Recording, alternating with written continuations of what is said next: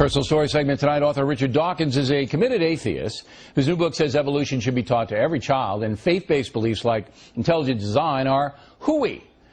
His book is called The Greatest Show on Earth, The Evidence for Evolution, and I spoke with Mr. Dawkins a few days ago.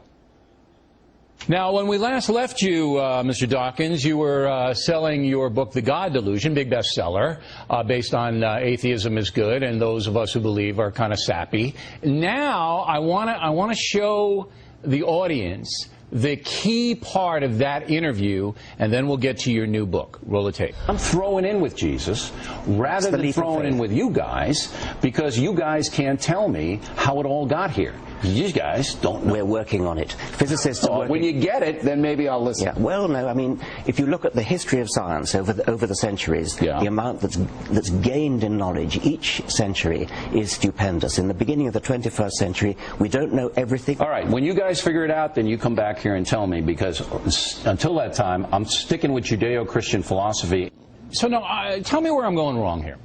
I believe in creative design. I believe in evolution. But I think it was overseen by a higher power because, as we just stated, and you acknowledged, you guys still haven't figured out how it all began.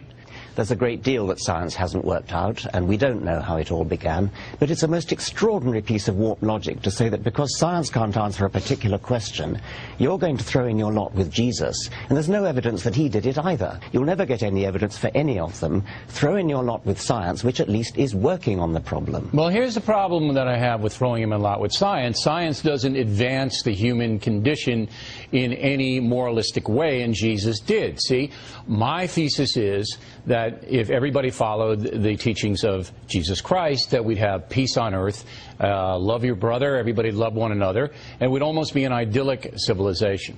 Now, am I 100% sure that Jesus is God? No, but I choose to believe that because the man was so extraordinary, and what he did in his 33 years on earth still resonates to this day. That, I think, is more powerful than your belief that, hey, someday we might figure it all out, but in the meantime, we're not going to believe in any deity.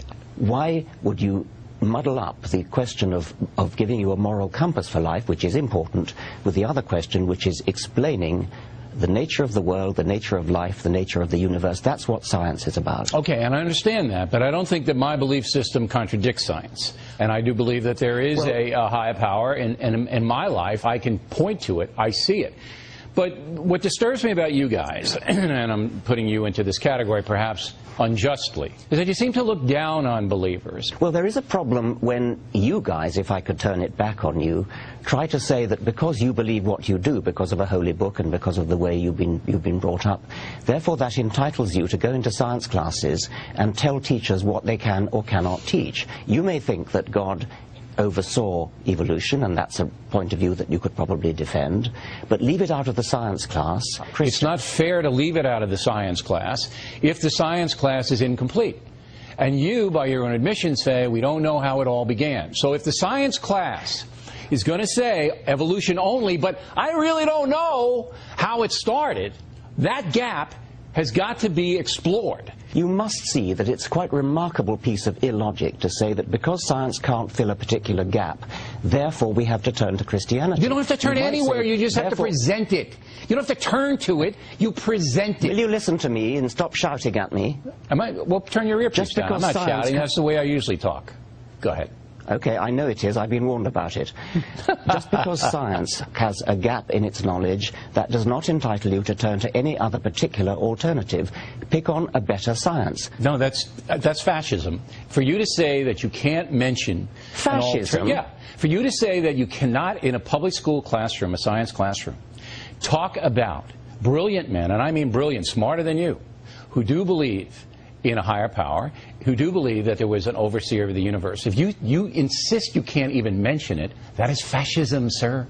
What you called fascism was my statement that if science can't answer something, you should therefore turn to Christianity. Not turn, if a particular scientific theory doesn't work, do some better science. No. You present in the science classroom all the alternatives that are legitimate. Now, Adam and Eve, you don't have to do that. All right, that's for the biblical portion of a theology class. But, as I said, there are more believers than non-believers, and that should be presented. I'll give you the last word. Science is unique in that it does base itself upon evidence rather than upon superstition, upon authority, upon holy books, or upon revelation. All right, the book is The Greatest Show on Earth. Mr. Dawkins.